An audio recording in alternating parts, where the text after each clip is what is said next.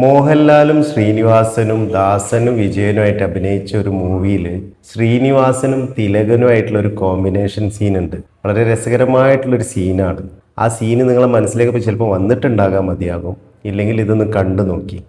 ഇപ്പോഴാണ് ഞാൻ ശ്രദ്ധിച്ചത്, എന്റെയും ചേട്ടന്റെയും ശബ്ദം ഒരുപോലെ ഇരിക്കുന്നു. എന്റെ നാടെവിടെ? എങ്ങോട്ടാ? വണ്ടി ഞാൻ അതിലേക്ക് വന്നിട്ടുണ്ട്. ചേട്ടന്റെ നാടെവിടാ? മുണ്ടക്കയത്താ. എന്റെ അച്ഛൻ പണ്ടവിടെ ചായക്കട നടത്തിയിരുന്നു.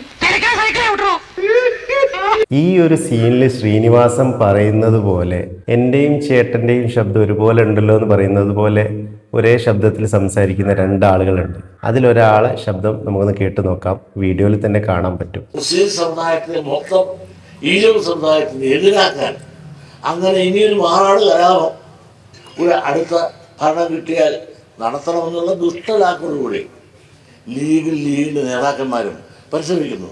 അപ്പൊ ഇദ്ദേഹത്തിന്റെ പേര് വെള്ളാപ്പള്ളി നടേശന്. ഇദ്ദേഹം മാറാട് കലാപമാണ് പറഞ്ഞു വെച്ചിട്ടുള്ളത്. ഇനി ഇദ്ദേഹത്തിന്റെ ഒരു അനിയനുണ്ട്, അദ്ദേഹത്തെയും കൂടി ഞാൻ പരിചയപ്പെടുത്തി തരാം. കേരളം ഭരിക്കുക ഞാൻ പറഞ്ഞല്ലോ, ജമാഅത്തായിരിക്കും അഭ്യന്തര കൈകാര്യം ചെയ്യുക, അവരാ അധികാരത്തിൽ വരുന്നത്. അപ്പോൾ ഒഴിമാറാളും രണ്ടാമാറാളും നല്ല ഉണ്ടാവും. അതിന് പറ്റിയ സമീപനമാണ് ലീഗ് സ്വീകരിക്കുന്നത്. മുൻപ് പറഞ്ഞ ചേട്ടനെ പോലെ തന്നെ ഈ അനിയനും പറയുന്നത് മാറാട് കലാപത്തിനെ കുറിച്ചിട്ടാണ്. അപ്പൊ ഇവര് രണ്ടാളും എന്തുകൊണ്ടാണ് ഇങ്ങനെ പറയുന്നത്? പിണറായി വിജയന്റെ സന്തത സഹചാരിയാണ് വെള്ളാപ്പള്ളി നടേശന്. പിണറായി വിജയൻ പറഞ്ഞു കൊടുത്തിട്ടാണോ വെള്ളാപ്പള്ളി നടേശൻ ഈ കാര്യം പറയുന്നത്?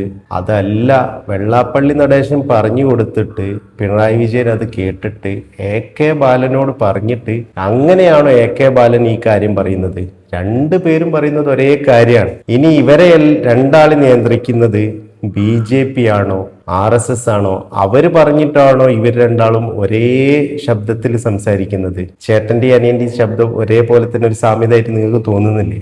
UDF അധികാരത്തിൽ വന്നാല് ഇങ്ങനെ കലാപങ്ങൾ ഉണ്ടാകുമെന്ന് പറയാന് വെള്ളാപ്പള്ളി അതേപോലെ AK ബാലൻ, സെഗാവ് AK ബാലൻ, ഇവർക്ക് എവിടുന്നാണ് ഇൻഫർമേഷൻ കിട്ടുന്നത്? ഇവരെന്തുകൊണ്ടാണ് ഇങ്ങനെ പറയുന്നത്?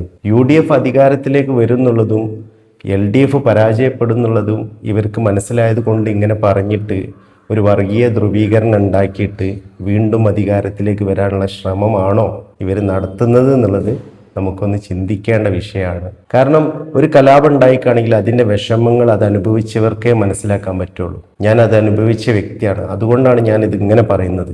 ഇങ്ങനെ പറയാൻ മാത്രം വികല മനസ്സായിട്ടുള്ള ഈ രണ്ടാളുകളും, ഒരാൾ മന്ത്രി വരെ ആയിട്ടുള്ള ഒരാളാണ് AK ബാലൻ, മറ്റൊരാൾ ഒരു സമുദായത്തിന്റെ നേതാവാണ്. ഇവരൊക്കെ ഇങ്ങനെ പറയാൻ തുടങ്ങിയാൽ നമ്മളെ കേരളം എങ്ങോട്ടേക്കാണ് പോകുന്നത് എന്നുള്ളത് നമുക്ക് ചിന്തിക്കേണ്ടിയിരിക്കുന്നു. കാരണം മൂന്നാമതും അധികാരത്തിലേക്ക് വരുന്നതിന് വേണ്ടിയിട്ട് വർഗീയതയെ കൂട്ടുപിടിക്കാൻ പിണറായി വിജയനും CPM-ഉം ഇടതുപക്ഷവും ശ്രമിക്കുക എന്ന് പറഞ്ഞാൽ, അതിനു വേണ്ടിയിട്ട് വെള്ളാപ്പള്ളിയെ പോലുള്ള ആളുകൾ പറയുന്ന വാക്കുകൾ ഉപയോഗിക്കുക എന്ന് പറഞ്ഞാൽ അത് എത്രമാത്രം ശരിയാണെന്നുള്ളത് നമ്മൾ ചിന്തിക്കേണ്ട കാര്യമല്ലേ? അതുകൊണ്ട് ഈ ഒരു വിഷയത്തിൽ നിങ്ങളുടെ അഭിപ്രായം വ്യക്തമായിട്ട് പറയാം. മറ്റൊരു വീഡിയോയിൽ വീണ്ടും കാണുന്നത് വരെ നന്ദി.